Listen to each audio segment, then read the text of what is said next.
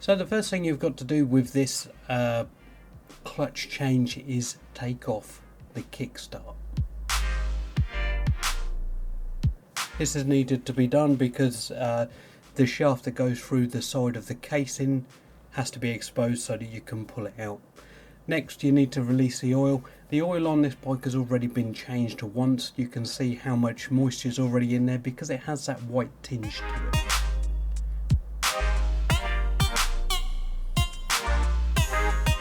On this one, you need to release the clutch cable off of the casing because otherwise it gives resistance when you're trying to remove the casing itself. So the easiest way is to get like a 24mm spanner and prise it off this way. You can take the cable off the handlebar if you like, but I find this is the easiest way to do it. I did find that I couldn't actually get the cable out of this one because the spring was stuck slightly.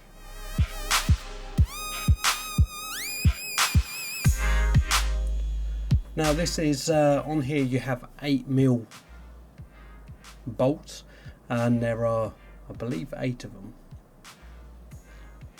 Some of them may be a little bit stuck depending on how old your vehicle is.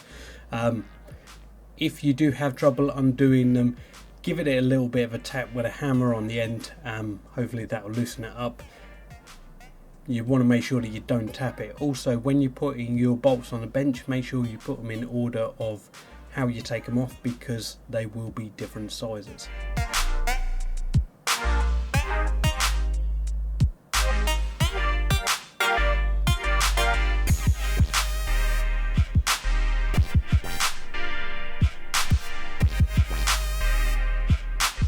Now to actually get the casing on, most of them are seized on. You will need some sort of prise tool and a rubber mallet or something equivalent to that. Give the engine a couple of taps all the way around just to loosen it off a little bit and then try and prise it off. You want to make sure that you're not going to actually crack the casing, so this is why you don't use a metal hammer. As you can see, it's all coming off.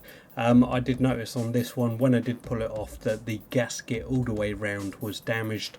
That's just because it's getting a little bit old, and you want to make sure that you get as much excess oil out of there as you can. Now you'll notice that on the clutch itself there's a little metal rod with a little metal rod in the center there with a spring on it. Make sure you do not lose that because they will be hard to come by. You'll have to buy a whole new clutch for that. Now this is a screwdriver with an impact screwdriver. What you do is you tap the end of it, put a little bit of pressure one way, and it just gives it a little bit of an extra nudge without destroying the screw. These things are kind of useful for getting undone stubborn bolts without destroying the ends.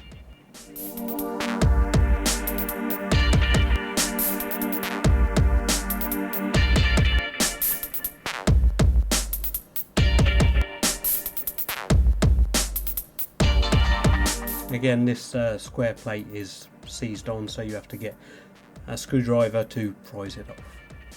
The gasket behind this isn't massively important, so you don't really need to change it.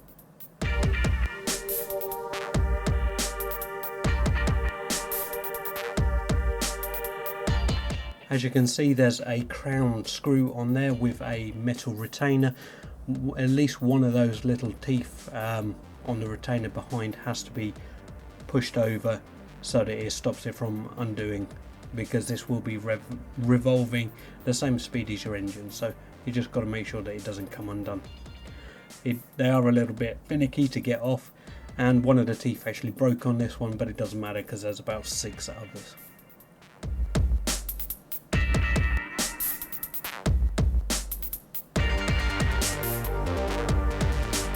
Now if that tool is called a crown key, and to get this off you are going to need some sort of impact drill or impact driver. We use an air compressed one. You may be able to get it off without by locking it off, but really and truthfully this is going to be a hard thing to do without some sort of impact tool.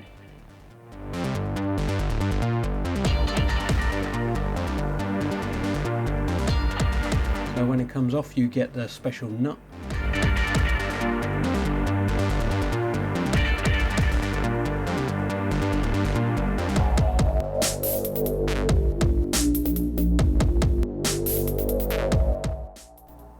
The retaining clip and a washer behind it.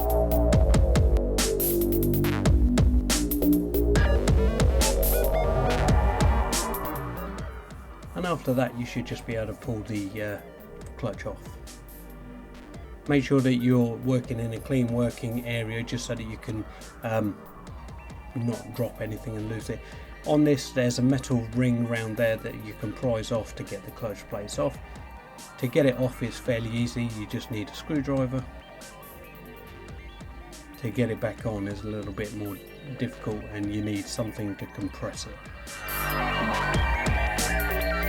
Now when you do undo these, make sure you're careful because there are 4 quite high tensile springs underneath and it can go break apart all over the place. And again, this is why you need a clean working area so that it doesn't all spring everywhere.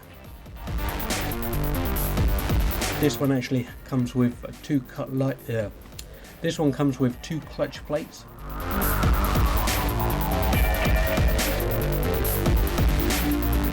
And what happened with this is all the oil had water in it and they rusted themselves solid because of the water content in there.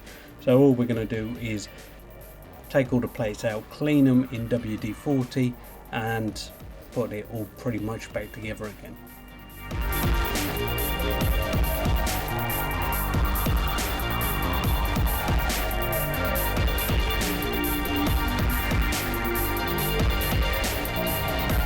So with this you can either use brake cleaner. I'm going to use WD-40, it's absolutely fine. With this sort of thing the clutch is designed to go in a oily solution and is designed to slip slightly.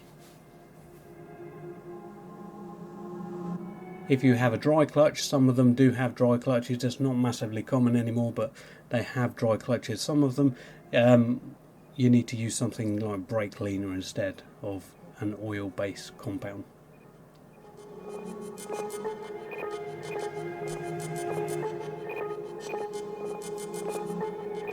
So in this there's 4 big springs that go at the bottom and there's 4 smaller springs, rotational springs.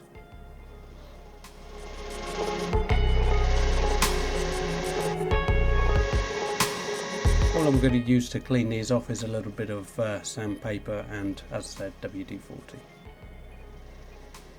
I go around trying to get all the grit off. When it actually comes to the clutch plates themselves, you only need to give it a little bit of wipe over.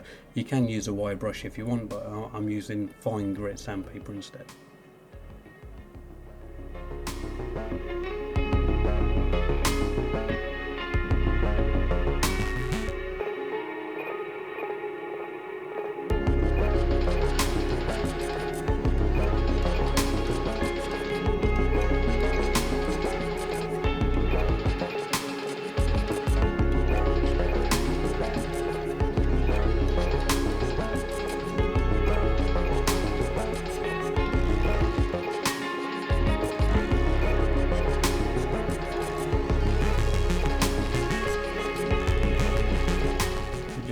Wipe off, get rid of that excess WD-40 and some of the gunk.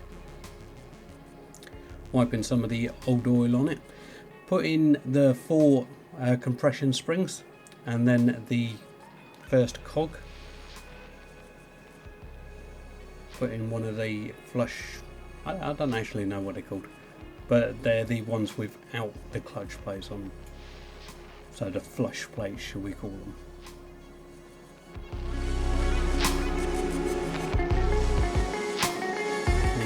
Once they're in, you get another clutch plate.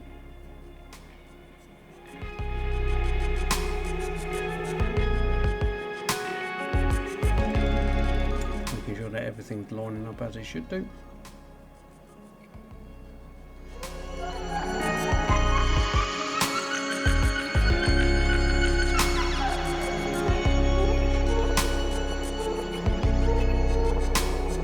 It's quite hard when it comes to doing videos in this sort of thing, but because you've got to remember that this is my job as well. So I have a certain amount of time to do the job in, so sometimes it's quite hard to do a video also in the same time, because doing a build for a video and doing a build for my job are two different things. The video side of things takes quite a lot longer.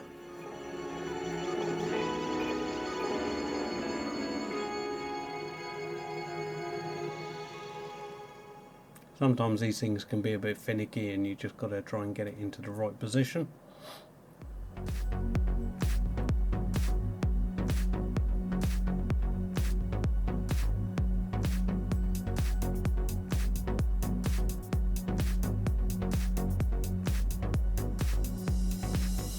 Also, sometimes you might see that I've got a couple of cutscenes where I go off and do other things.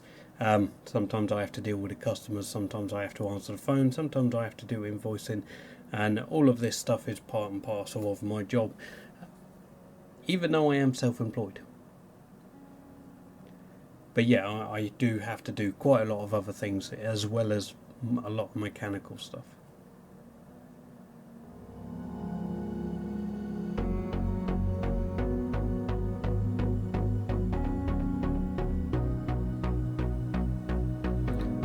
So when it comes to actually compressing everything back together, what I use for this is a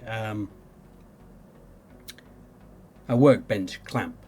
So one of the ones that you turn the handle, compressed it all together just so that you can get that metal clip on. I'm sure you could probably use a G-clamp. I'm sure that would do exactly the same thing. Again, this is probably one of the jobs that wouldn't necessarily get done at home, because some of the tools that you need to do this are specialist. Some people may have them, but the majority of people aren't going to have the tools to be able to replace a clutch on their bike. Mainly it's the impact wrench that is something that you're not going to have. Everything else can pretty much be done with other tools, but it may be a little bit harder. But the actual getting that crown bolt off is going to be a bit hard without a impact wrench, and you're going to find that you may damage stuff slightly as well.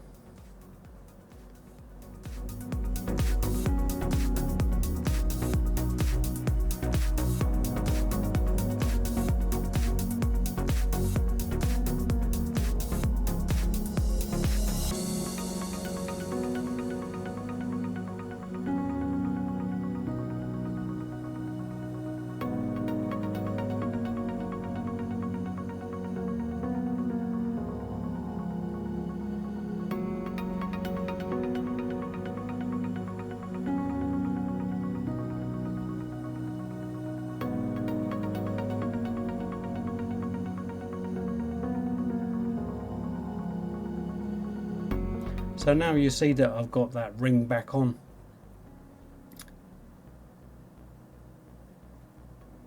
On the outside there is 4 springs, meaning that the clutch turns slightly.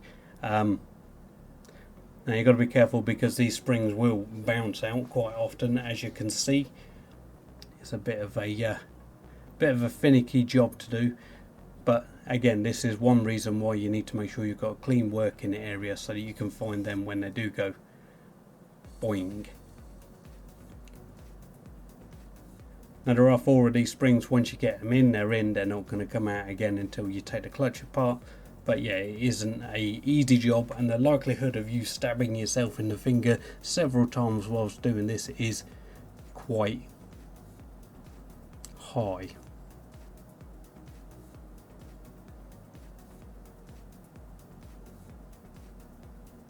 Remember, all the things that you take off need to go back on.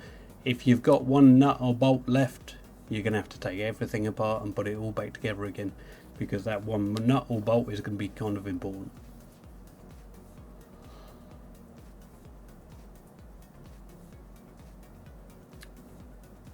Now when you push it back onto the bike, it can only go one place one way.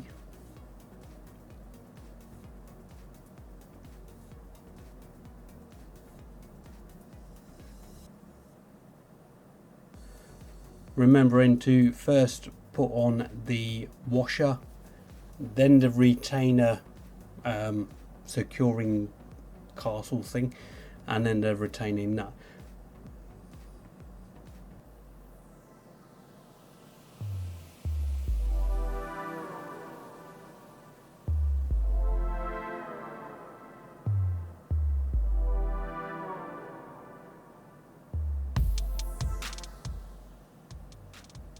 And always remember to put the lugs down as well.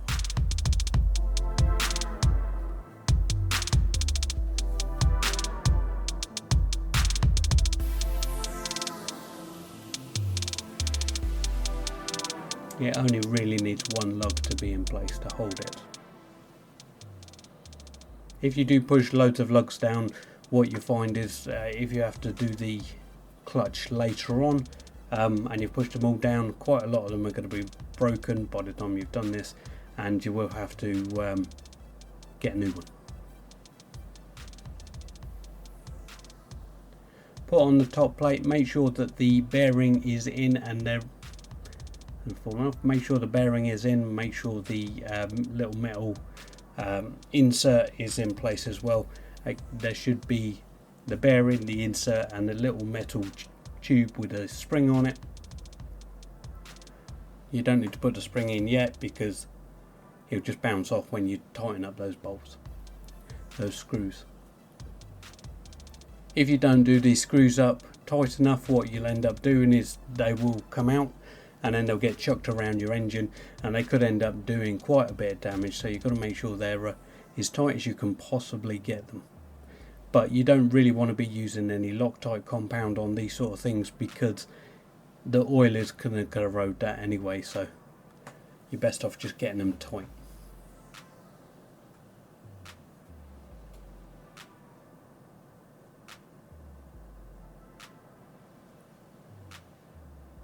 I did put the spring in early. I'm going to have to take it out again because it's going to bounce when I start hitting it.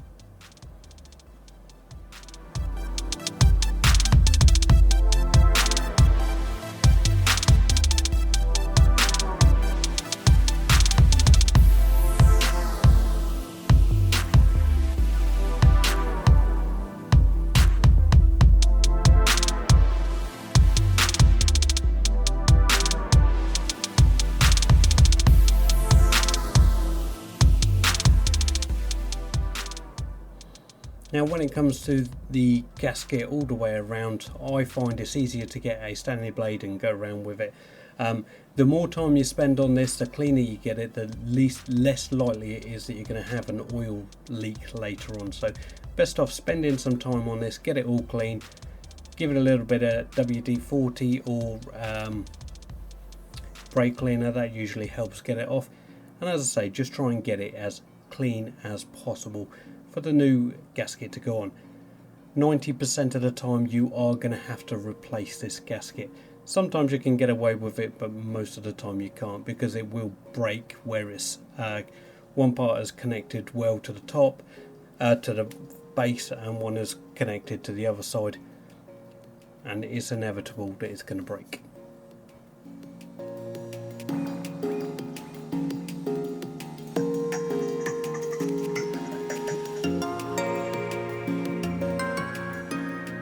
Clean off any excess and try and make sure that any bits that are inside that casing get washed out, because you don't want them floating around your engine again.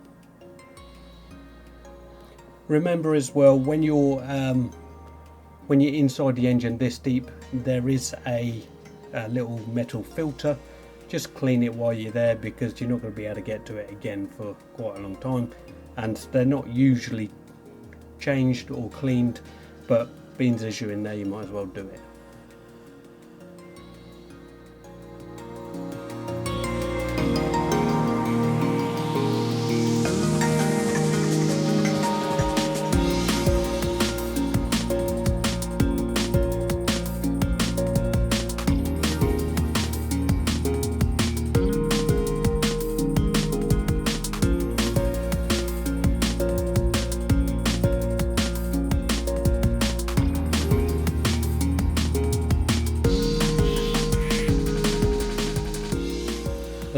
different type of mechanics in the world.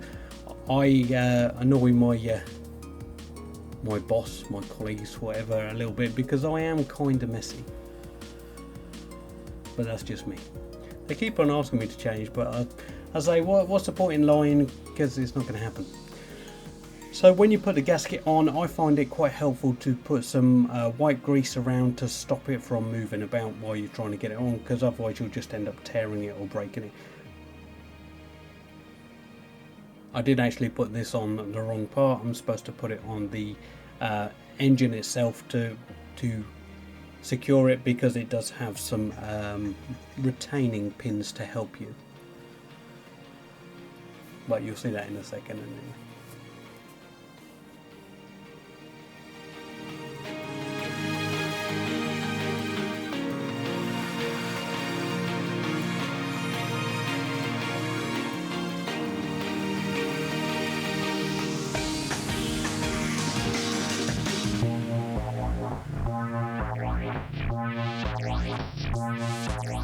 Again, there's only one way that this side casing can go on. Sometimes they're a little bit finicky. Sometimes you've got to give them a little bit of a helping hand with your hand or a rubber mallet.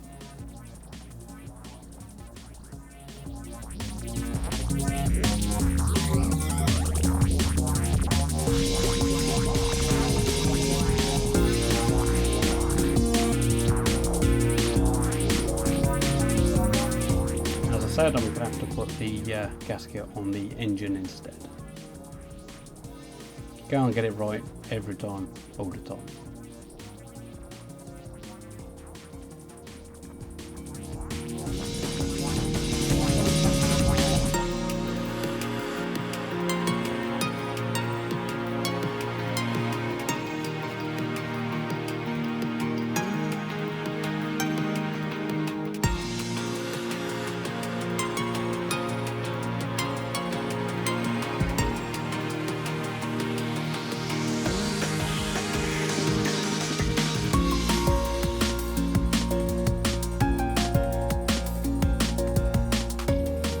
I would always recommend using gloves in these sort of situations as well, because the oil may not hurt you today, it may not hurt you tomorrow, but in many years, if you do this a long time and do it a day in, day out, eventually it's going to start affecting your skin. So make sure that you wear gloves now so you don't have issues later on.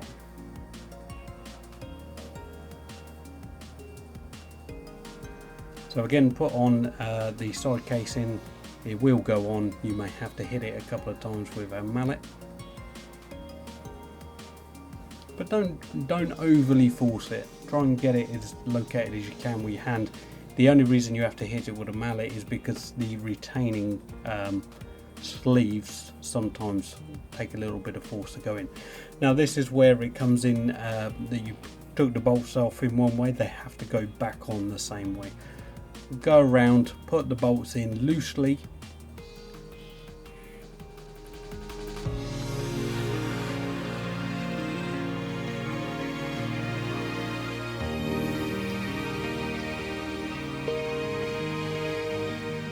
Again, the gasket's going to be a little bit of a pain.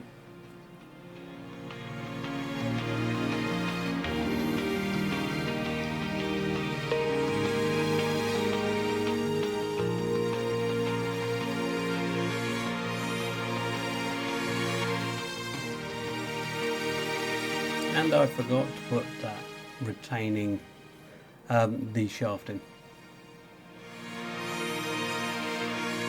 Better that you remember now than later on when you put it all together. Quite a lot of people would take this out, but yeah, I don't, because you are going to make the same mistakes when you're doing it.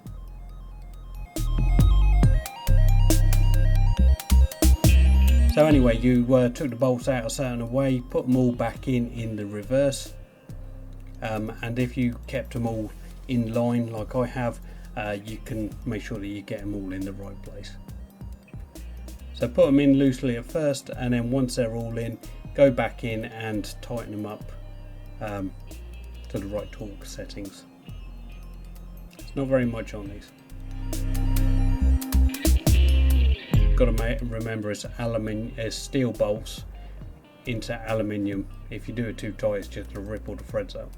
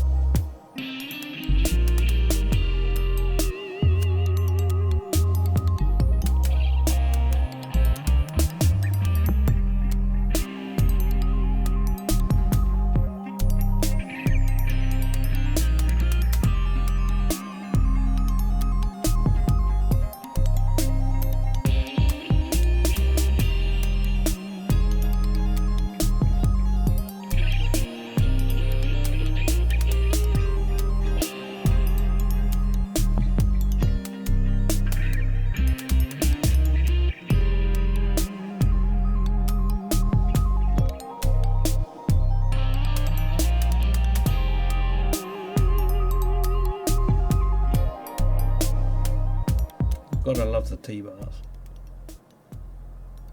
So again, go around, make sure that everything's tight. It's the rule of 2 taps.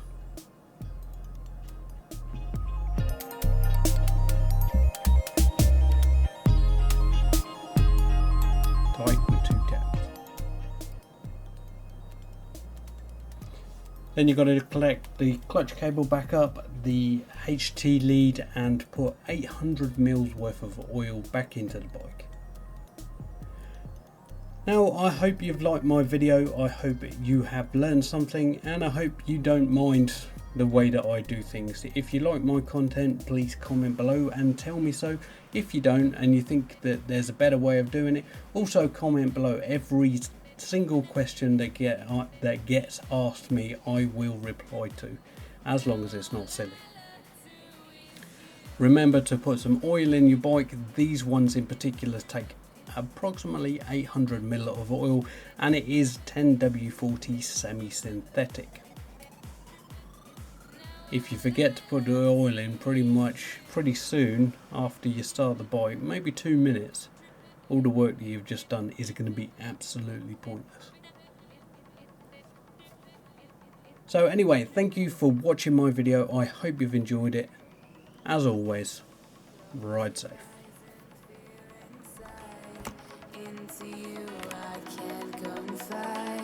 Dream like I do, no matter what they think of you. This feels so right.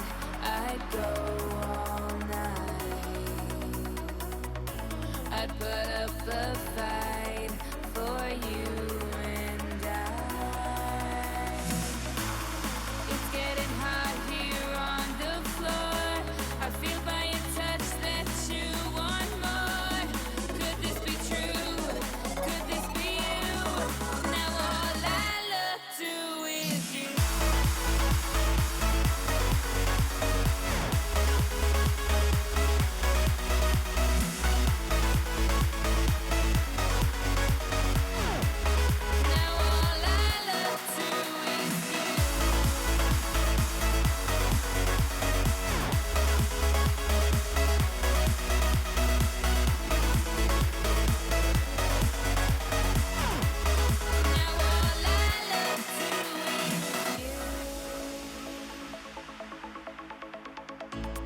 Close your eyes and fear inside. Into you I can confide. Dream like I do, no matter what they think of you. This feels so right.